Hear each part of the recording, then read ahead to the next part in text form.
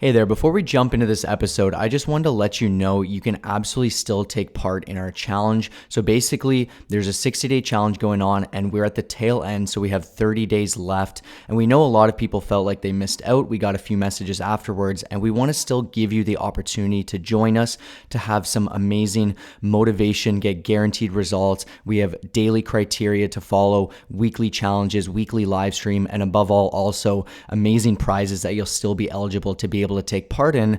And it's just going to be an incredible time to get guaranteed results, fall back into fitness with an amazing challenge that we have going on. So with that, if you want to take part, I promise you will not want to miss out on this one. Just send us a message with the keyword challenge to our Instagram, which is Colossus Fit, COLOSSUSFIT.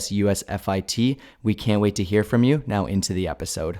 Yeah, and this is your chance for 30 days of extra motivation in this fall season. So before we get excited and jump into it, I really just want to stress, if you're looking for that push, if you keep saying tomorrow and you keep not getting after it, this is your chance, a 30-day challenge to really push you, give you that kick in the butt you need, the accountability you need to actually succeed in this and see it through. And being part of a challenge is fantastic. And the best part is we're going to assist you after the challenge to make sure you have success into the new year. So don't miss out on this one. It's going to be a great one. It's been absolutely fantastic so far, and because of demand, we decided to open it up for a special separate pool for 30-day members. So don't miss out on this. DM us challenge to our Instagram to learn more. But yeah, I'm Josh. This is the Fit, Healthy, and most of all Happy podcast, and I'm here with... My name's Coach Kyle. How are you doing, everyone? This is Motivation Monday. We are here to get you inspired, educated, sit back, relax. Let's waste no time and jump into our first question. So the first question out of the mailbag is, I've always heard different things about the best ways to start your day. Even someone saying your metabolism can be boosted from drinking lemon water. With that, any tips you'd recommend to help with fat loss to start your day? So this is a great question, and really I saw it and, we got asked it a couple weeks ago. I wanted to address it because I feel like there's a lot to unpack here. We always talk about morning routine, best ways to start the day, but, the question here is great because I've heard a million different things, right? If you start your day doing this, it's going to help speed up your metabolism. It's going to help, boost some things. It's going to help you just like lose fat faster. I've heard a million different myths between fasted cardio being the one thing you have to do. Obviously, lemon water is something that I heard. There was even, I think, that vinegar, I forget what that was called. People would just say if you drank that first thing, you'd start to see fat being melted off. So anyways, wanted to address that. And I'm going to be fully honest with you. The first thing, and you probably know that I'm going to be saying this if you've been listening to us for a while, because we keep it real here. We're not trying to sell you on a certain product or try to tell you these bold claims or anything like that. We try to keep it as real as possible. And the truth is there isn't anything magic here. If you decide to fast in the morning, that's not going to be magic. If you have any of these things, it's not going to be magic. It's what happens within the entire day, those 24 hours, that's going to make the biggest difference on your journey.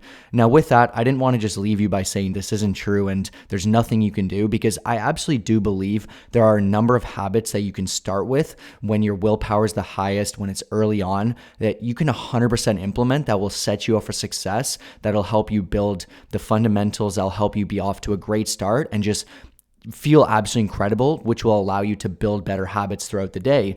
And some of those things that I have written down for those morning things would just be obviously water. It has been proven that as soon as you wake up, if you have water, it is just absolutely incredible for you. So I try to chug a nice glass of water. I find it just sets the tone, and it's just, numerous different benefits there. And even has been proven as well that morning sunlight to a certain degree has been just really awesome for you. And I try to get out there as soon as I wake up, even if it's a couple minutes, a little walk around the block. I find that once again, these are things that won't exactly be like, oh, I'm going to jump on the scale and lose fat, immediately, but they just really start to help you feel fantastic and set the tone as well. So between a morning glass of water, some morning sunlight, obviously kind of pair that with morning movement, which would be for me a walk. For some people, it's strength training. They like to jump right into it, as well as tailored or paired with a healthy, high-protein breakfast. I think these are 4 incredible things you can do to just really set yourself up for success. Now, I know there are some people who will prefer not to have breakfast, but I find that this helps you get your protein in easier. It helps you just kind of start with that instead of, having to ramble all after the rest of the day and just like try to get as much protein as like you can start with 40 to 50 grams nice and easily. And also it just leaves you feeling full so you don't end up craving unhealthier and, just grabbing a bunch of random stuff. But those are my top tips, and hopefully that makes sense to you. Yeah, metabolism definitely is a term that gets boosted quite a lot. And it's just a catch-all term. And in general, at the morning, I think Kyle's biggest points are true. Like obviously getting up at the same time, ideally, if you can. Getting up with enough rest is absolutely critical. Getting out, moving, sunlight, like all these things are bonuses, but I think some people become too consistent to them where it's like, if I don't check every box, it's going to be a horrible day. So these are all things that can be a boost, but it's real easy just to like take something like a lemon water and say, well, if I'm having lemon water, my day's going to be perfect. My metabolism's at a great start and it could feel good mentally, but it's not going to be as strong of a benefit as you think. And you're going to get a lot more just from being in routine, sticking to schedule, doing what is a big mover for you. But I do think one of the best ones is the walk, the sunlight, being in the fresh air. I find it's a good start. And one of the biggest things I would recommend is being in charge of your time when you wake up. So if you're getting up at the right time, that gives you the ability to get ready how you want. Maybe have a great glass of water, take a few seconds to think about what you want to do in the day, to breathe, to read, to journal, to reflect before you're getting to your email and you're answering all your texts and you're scrolling social media. Like it's really good if you can just have time for yourself before the whole world's trying to grab at you. And I know this isn't necessarily a metabolism boost, but in terms of just starting your day, this is a big benefit to do it. And then if you want to talk in terms of metabolism and health, obviously a healthy breakfast is the way to go. And I know there's a lot of debates and people say, well, I like to fast. And if you like to fast, it's totally fine. Just eat healthy food throughout the day. But I do know for myself, obviously having yogurt, having a probiotic in the morning, having lots of really good veggies, having great carb source and granola, I feel fantastic. And it is a really great start to the day. It supplies me some fuel, but that'll be different for everyone. I know some people don't like breakfast, so it's not to say you need to have it, but the case in point is you're making healthy, proactive decisions that will move you towards your goals, either mentally, physically, or in terms of your nutrition. And by doing that, you're going to be off on the best foot. So kind of a different answer to the question. But once again, I do know there's a lot of these hacky things and people get super obsessive with like checking off 80 different boxes. And I think you need to really evaluate what makes you feel best, what really moves you forward. Another thing I like to do is like in the morning, I'll do like a sprint of work where we call it eating the frog. And what that means is doing something really difficult first thing in the day. So obviously I like to kind of work just after I do all my personal stuff when I wake up. And for me, by eating that frog, by tackling that thing head on, instead of doing 10 other things and putting off that thing I know I need to do, I just get in front of it, I get after it. And one of the best ways to do something like that is just to start doing it. Not looking for the perfect situation, just getting after it, getting started. Great example, students will relate to this. I remember with essays, I'd feel like I need to research for 10 years. I need to be in the perfect spot. I need everything to be exactly perfect. And when you do that, you never get started. Whereas if you just start trying to figure it out, you sit down and you can say, okay, I'm going to research this. I'm going to put some notes together. It starts to take shape. It starts to take form. And then when you battle these hard things in the morning and you say, I can do hard things. I can go out for a walk even when I'm tired. I can eat a healthy breakfast. You're setting that standard for the rest of the day. And that alone is going to put you in such a great place to have a great day, a lot more than like a lemon water would. Yeah, and I think the biggest thing here I wanted to mention on top of that is like the habits that you start with in the morning, like it's best to try to maintain them throughout the day as best as possible. I know a lot of people will do such incredible things such as that healthy breakfast and, get some movement in and they're feeling absolutely great. But as we know, willpower gets drained just like a gas tank. So like in that first morning sprint, in that first, couple hours when you're feeling fired up, you're at 100%, you're charged up, you just got up from a great night of sleep, you took your pills, you did your creatine, you did everything, and you're doing off to a great start. It's so easy just like later on to just kind of go away from those habits, to just undo all of those great things that you did, that morning walk. And, so I really think like my biggest takeaway isn't just about that morning thing that you do, but also maintaining a certain level of fitness and health and everything throughout the day. And that's usually how you're going to see the best results versus just like starting off with a couple quick wins, and which is great. And you can build great momentum. You just have to try to carry it throughout the rest of the day, which I know can be challenging when so many things are pulling you in different directions. So yeah, great question. Hopefully great answers for you. And hopefully that helps. And there's nothing wrong with like trying some of these superfoods or foods that have benefits. For example, honey has been shown to have some benefits. I put cinnamon on my Greek yogurt every day, which is theoretically a metabolism booster. And once again, way back, I remember learning that cinnamon is really good for removing body fat. And it was one of those things I held on to. This was very early on in my journey. Now looking at the science of that, it's definitely not super strong science. It's not going to peel your stomach. But me sprinkling on some cinnamon, it tastes good. It's no benefit. If I get placebo in my mind thinking it's going to do something for me too, that's all the more benefit.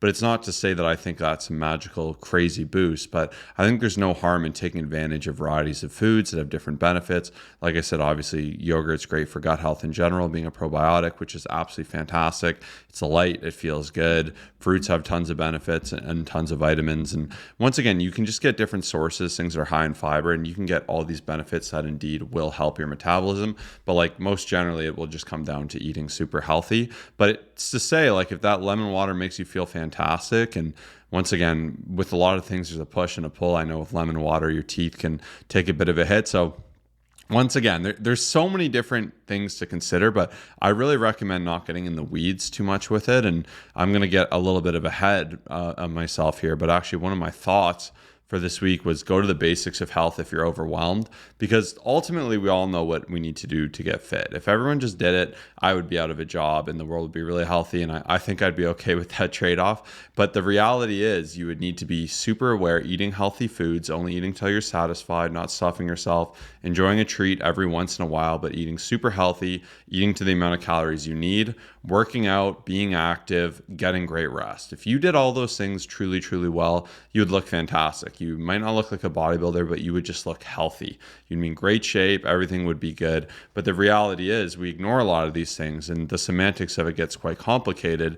And what's hard is, even with the sciencey side of things, it's really easy to be like, can I have a coffee first thing in the morning? Can I not? Is it better to work out in the morning at night? If I work out when my Whoop watch says I'm not optimized, should I push? Like, you can absolutely just get so in the weeds and destroy all your progress, when if you just go to the basics of it, you eat healthy, you rest well, and you lift heavy things, that's going to go so much further. And once again, I find people get so overwhelmed by these things, they'll be unsure their lemon water, their yogurt, whatever it may be, that they won't even make an effort to eat healthy, and then they'll just pick something up at McDonald's on the way to work. But that's you overlooking the macro of what's important and the big picture. So, like, once again, just getting ahead of myself here, but if you're feeling overwhelmed or you're unsure, like, it, you know what healthy food is. We can all deduce what's good for us and what isn't. It's pretty common sense. You can analyze how it makes you feel. You can analyze how full you get from it. We have what we know about foods.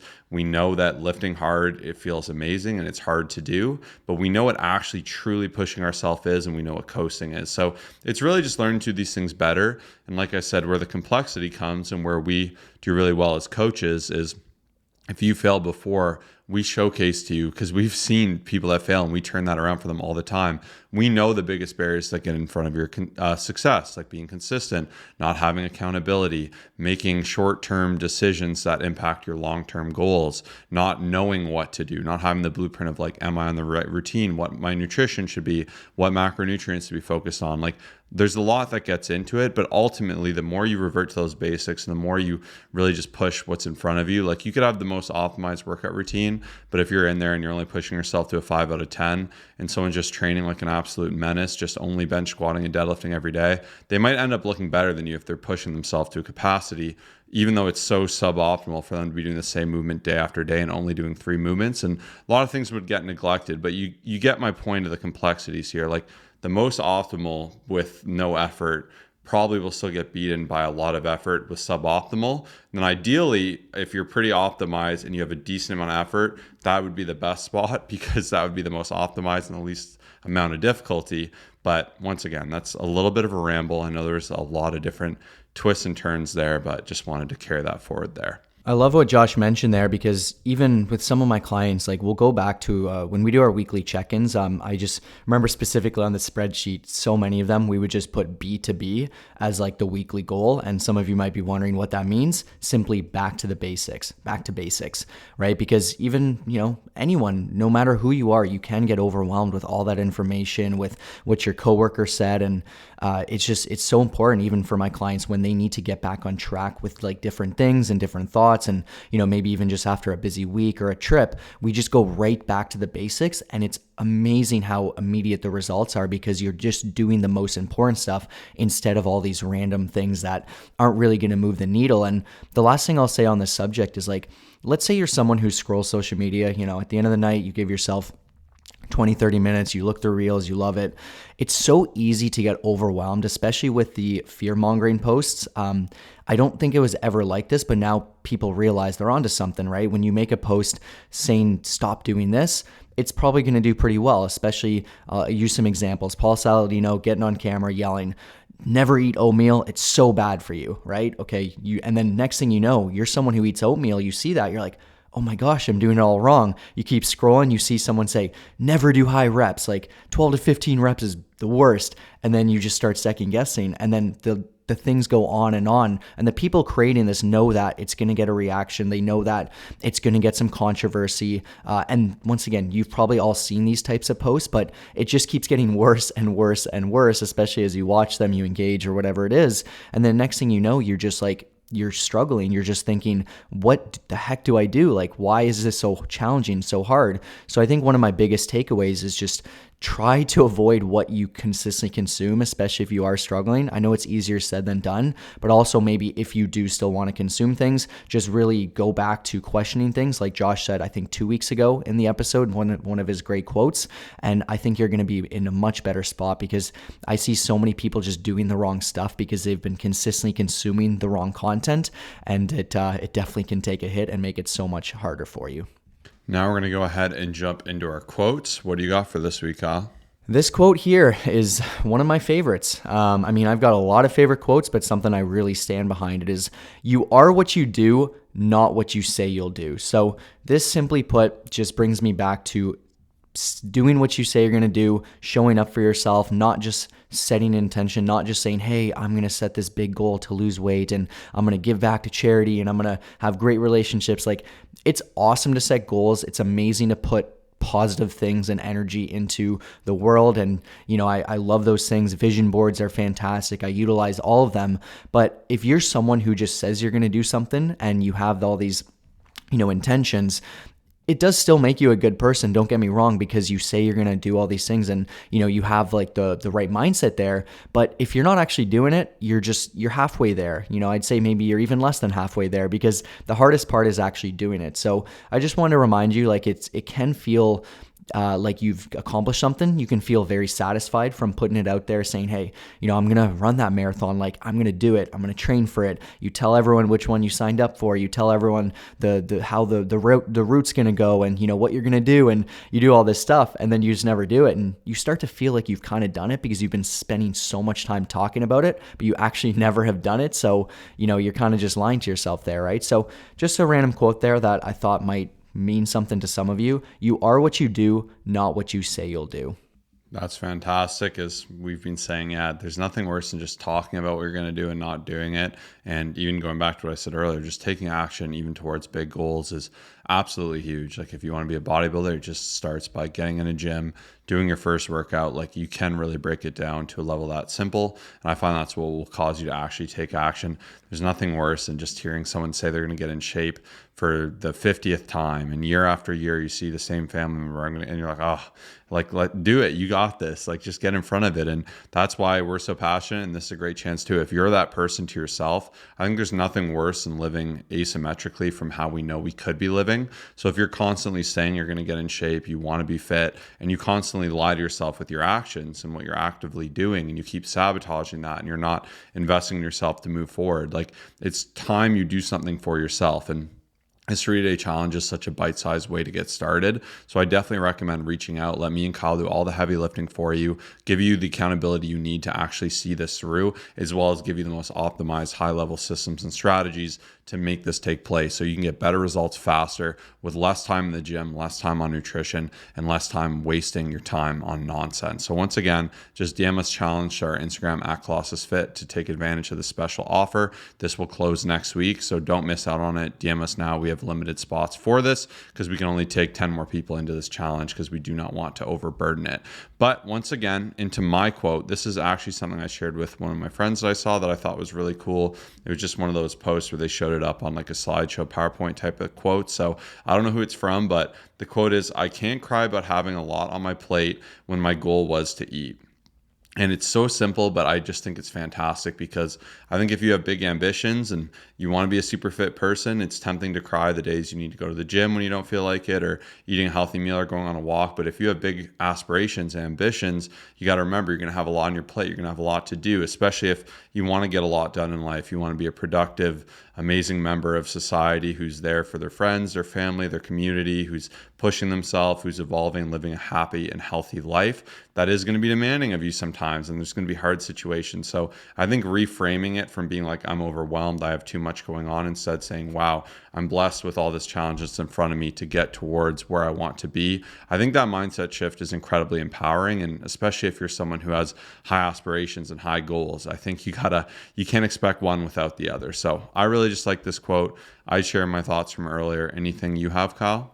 I just kind of like thinking of being grateful. It's funny, that was a great quote because it really does get you to switch your mindset. But yeah, I've been thinking about that as well. When Josh shared that with a buddy of ours and myself, we both sat there, we're kind of like, wow. And our friend said like that was one of the greatest quotes because he needed to hear it, right? And that's what's cool about these quotes is like you can apply it based off of different parts of your life, where you're at. Sometimes they might stick with you, sometimes they might not.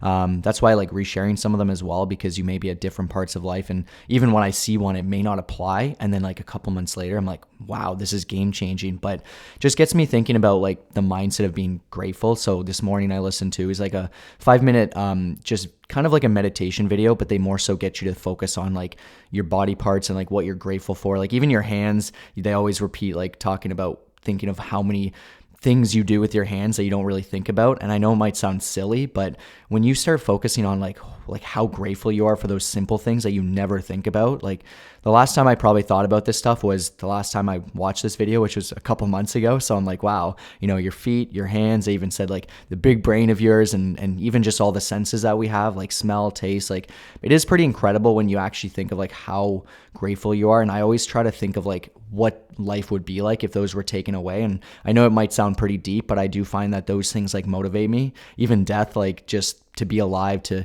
have so many amazing things going on. Like whenever things get tough, like when you bring yourself back to like these amazing things in front of us, it's crazy how it can make you feel. And I truly believe majority of us, I'd say 90+% don't do this enough. So yeah, it's amazing to be grateful of those smaller things that can change your life for sure.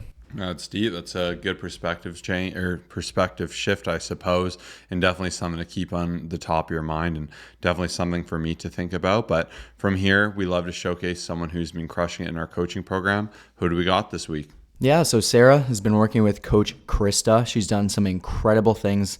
As always on YouTube, you can see the photo of her transformation, some of her tips as well. She's done incredible. She's increased the size of her glutes, which was one of her big goals, while dropping inches to her waist, which it's hard for a lot of people to do stuff like this because it's called a body recomposition. So many people struggle because they have like kind of just the wrong goals and the wrong mindset towards them. So what we have to do is we have to take a full 360 approach and figure out how we can optimize the strength training program, the nutritional protocols, as well as any external sources, such as lifestyle, maybe drinking, sleeping, stress, any of that stuff. Cardio is another factor. And so with that, she's been able to accomplish some incredible things. She has some great tips as well. Obviously, staying organized and pre-planned, pushing hard and listening to her body instead of her mind, writing down goals on a whiteboard every day to be reminded of them. And the best of all, she had said, invest in the best coaches. And I thought that was great. Obviously, I love that fourth one, but I love every single one of them. And it's honestly amazing what you can accomplish. Even Sarah, she definitely didn't think she would be able to beforehand. Obviously, she had the right mindset, she had the right goals, but I know a lot of people experience self-doubt because you're just like, there's no way it's possible. And when you look at her, it's like she's a whole different person. It's not like she's lost 60, 70 pounds or anything crazy like Taylor we shouted out recently, but even losing 15, 20 pounds, it's amazing at how that can change your body composition. And we're so proud of her. So do not miss out. You will be absolutely mind blown at what you can accomplish in 30 to 90 days. And I can't wait to help you. I really hope you join us on this challenge, and shout out to you, Sarah, for all the amazing work. Yeah, shout out Sarah, and I love the tips through and through there. And someone who did it, who got in front of it. And what's amazing is you're going to learn these skills for the rest of your life. So don't miss out on this 30 days. It's going to be huge. Last time I'll say it, but I'm really passionate about this here. But as we jump into our second question out of the mailbag, do I need to count calories to see results? I find I'm not consistent with it, and it's been very challenging for me to stay on track. Yeah, a really good question. And, what I'll start by saying is you absolutely can lose weight, you can lose fat without downloading one of those apps. I know there's quite a few of them out there. We use MyFitnessPal, not affiliated. So, I'll start off by saying you 100% can, right? Like, if you are eating in a calorie deficit, which means you're eating less than you're burning per day, you will lose fat. If it's a solid enough deficit where you're not starving yourself like a ton, you'll be able to maintain your muscle mass, sometimes even increase muscle mass. You'll be in a really, really good spot. Now, with that, I have to add a ton of different notes to this remark because some people will stop and be like, all right, I'm done counting calories and that's it. A lot of people struggle with it because the way I look at keeping track of your food, your intake, is more so there's two things. There's two really, really big benefits. I call it A&A. It's accountability and awareness. And those two things, that's all it's really about, because when you have accountability, you will make better decisions. When you start to see that whatever you're going to have is going to be 600 calories over what you can consume in a day, or it's just not something you want to even fit into your budget. If you have 2,000 calories and you go to log those Pop-Tarts that you've been really craving, you see it's 70 grams of carbs, 400 calories, whatever it is. I think it's actually pretty close to that. You may just make that decision to say, you know what? I don't need it. I don't want it. I want to spend my calories elsewhere. So accountability is huge, but then it also goes into the awareness factor, which is pretty similar. It's mainly like keeping track and keeping a log is mainly to just help you be aware. And it's like such an important skill set, to me at least, to be able to look at foods in a different way, because so many people, they just don't understand what a food is consumed with. They don't understand the carbs behind it. They don't understand how much fiber is in it. And because I've spent so many years keeping track on MyFitnessPal, scanning things, just taking those extra few minutes. And when I say extra few minutes, I really mean it. It's not like I'm spending 20, 30, 40 minutes a day just logging everything out, because we've gotten to a point where it's just a lot easier to do. So now when I look at a food, I can just get rid of the app for a second. I can look at it and be like, okay, I know exactly what's going on here. This banana is going to be 100 calories. It's going to be, 20 to 30 grams of carbs, depending on the size. And I can look at things so much differently. And I have that awareness because I've spent that time using these systems. And I truly believe I can stay on track no matter what it is. But the same thing is, no matter where you get in life, you can start to take advantage of different things. You can get rid of the app and just start to just kind of turn a blind eye because you don't have that accountability in front of you. And that's why I truly believe that if you are going to just see the best results possible, having that accountability, having that awareness will 100% get you into a better spot. Now, there are some times where it can make sense to not exactly have it, but I do believe 90+% of people will be in a much better spot, just simply put, having that in front of them and being able to see what the numbers are. And even when I've tried to get rid of it, I've realized I would change a few things here and there. I would kind of take advantage of it because that's what we do as humans when we don't see that accountability. And I'd realize my protein would be 130 grams. And I'm like, I just don't see those numbers. I thought I was there, but it's because I didn't put it in. It's kind of holding me back from my goals. So yeah, you can get in shape, but I do believe it'll benefit you and it'll only take a few minutes per day. Yeah, Kyle answered that perfectly. And I think a great analogy is, maybe there's been a time you've had a couple $100 in your wallet or whatever it may be, and you bought a few things and you haven't really counted how much money you have. And then all of a sudden you go to reach and take out a bill and you're like, oh my gosh, there's no money here. I bought nothing. I bought 3 things for $3. How does that equal a couple $100? And I find fitness is very much the same way. When you track, you get awareness and you also get a skill set, because it's easy for people to say, oh, this peanut butter protein shake I have is so healthy. And then you add it all up, you put it in MyFitnessPal and you're like, oh my gosh, yes, there's 25 grams of protein in here, but I'm having 4 tablespoons of peanut butter, 4 or 5. I used to work at a smoothie bar, so I'd see people, I'm having this, and this, and I had no idea that XYZ was so caloric, or that putting olive oil in this was a bad idea. And you could see like something like a smoothie could be 1,000 calories. Another great example is logging. It's always interesting seeing people's Starbucks orders. When you're getting one of those venti, Trenta, triple frap, whatever, mocha, with all these different things and cream, you can easily have 800 calories from a drink. And it's hard for even, I think, people to process in their mind that a drink could be the same amount of calories as a meal. But even cream is a fantastic example. We use the analogy of the friend we had who was eating a cereal with cream, who is actually a really fit individual, but I did the math on it and his bowl of cereal was like 1,500 calories. And like, he even said, I had no idea. Like, I just had no conception. And that awareness to me is everything, because when you're aware of it, it's a lot easier to be consistent with it, to make sure you're hitting your protein, to have those fail safes. And like, it's just also you don't need to log if you're a really disciplined person that really understood nutrition and really had great self-discipline. But even after how long I've done it, I still log every single day. I still use my spreadsheet every single day. It's like a second check. And that's the reason why even the best skydivers in the world who pack their parachutes still always have a backup with them. It's just common sense. Why would you not want that? And it actually makes being fit way easier. And it's one of those things where if you don't have 2, 3, 5 minutes a day to do this, or you say you don't, your goals just aren't that serious to you. That's the reality. Like, you're just putting those 5 minutes over the success of your goals. And I think also it's an ego thing, because when we log, we have to kind of call ourselves out. We have to be like, oh, okay, I hate this. I shouldn't have had this. And on those really tough nights where you eat a lot of food, you're sitting there putting in 20 things. But even that is like a great self-checking mechanism. You're like, okay, it was a good time, but I realized I probably didn't need to have this, or I went overboard here, or this was over the top. So I think between all these factors, like, it is a phenomenal tool. And there's a reason the people that track their food and weigh in more just lose more weight and maintain a healthier physique. And once again, these are things you want to do for life. And for me, I can log in like 2 minutes. Like, I've just done it so much. It's painless. It doesn't take away from my food at all. And if anything, it's freeing, because a lot of the time I'll track things. I'll be like, oh, I got a ton of calories. I know what macros to get, and it helps me make decisions. It takes away some of that guesswork of what to eat, or did I eat healthy today, or am I progressing to my goals? Yeah, and I'll be honest and say I think the pros will far outweigh the cons. I know there will be some people who may have some sort of issues with that, and it could cause more harm than good. I think that's a very few select group of people, but just want to be honest and transparent with you there, because I have heard that a bit.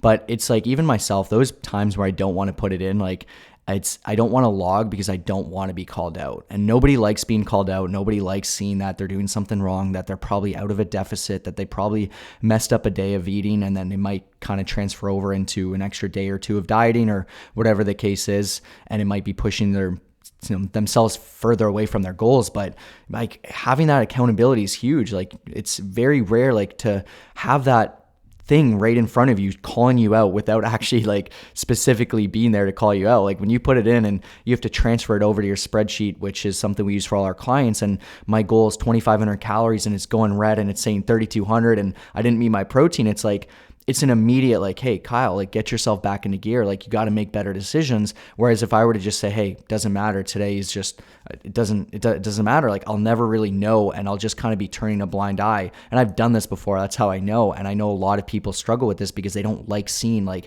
those numbers of like, oh my gosh, like, what am I doing? Especially when one bad day turns to two turns to three. It happens to the best of us, but having that accountability is absolutely huge. All right, now into our third and final question. Share your best advice that I can share with my parents that are 50 plus to get them into the gym. I do not know how to convince them.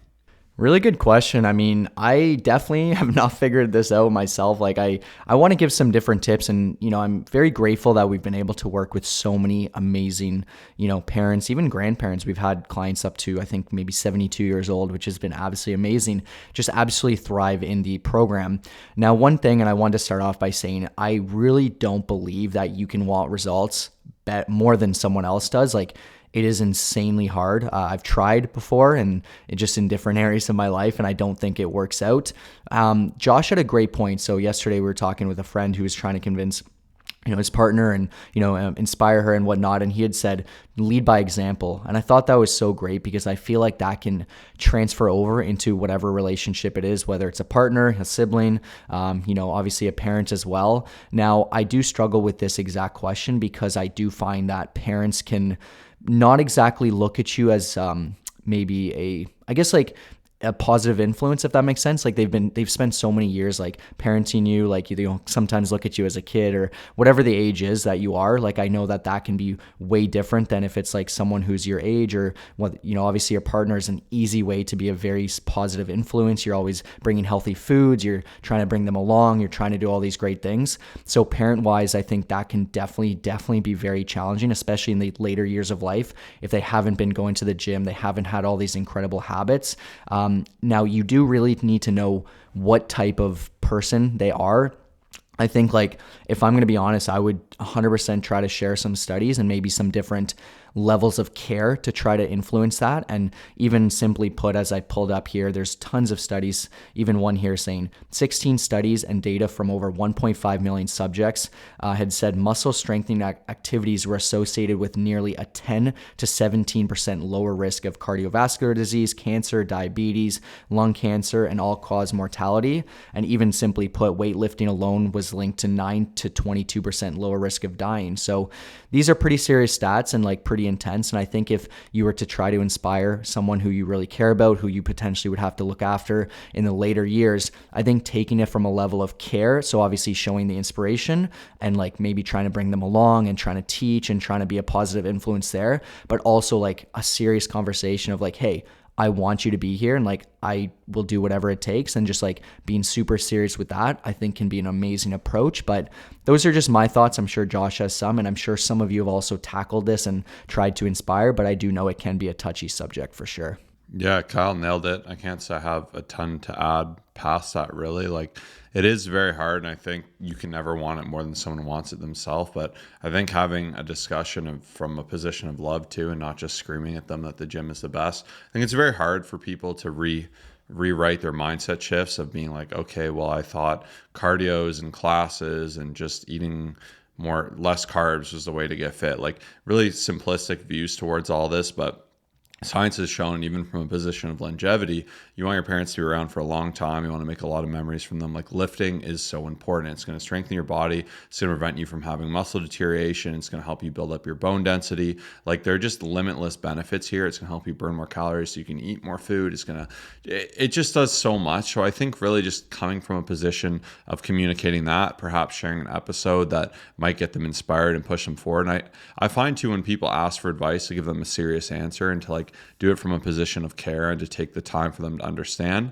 And I know that can be hard, but like Kyle said, I just find past that, it's rare people will actually come at you from that viewpoint. But by leading by example, that is definitely the money maker there. And I think when people see it's working for you, they see you have balance, they see you're not a freak who only talks about the gym, but you have a life as well. And you're able to still enjoy family events, you're still able to go to dinners, you still have a life. Like, I think that is immensely powerful, and people will take more stock within that. But like I said, definitely share a podcast episode even with them, even, and just say, hey, I know you've been on effort to get fit. Like, here's a good episode that I think you'd enjoy. Share one that you previously enjoyed. That's a topic that's fitting to them. And we'd love to support them with that. Put the burden on me and Kyle. That's what we're here for. But we want to thank you for tuning in today. This was a really fun episode, jam-packed with some value. And I really want to encourage you too. Like, let's get you in the shape you've always wanted to be in. So imagine how great you're going to feel 90 days from now when everything's fitting you nice. You're at your goals. You push forward. You can say you've done it. Everyone's telling you how amazing you look. Like, let's do this together. I don't want to see you going in the wrong direction.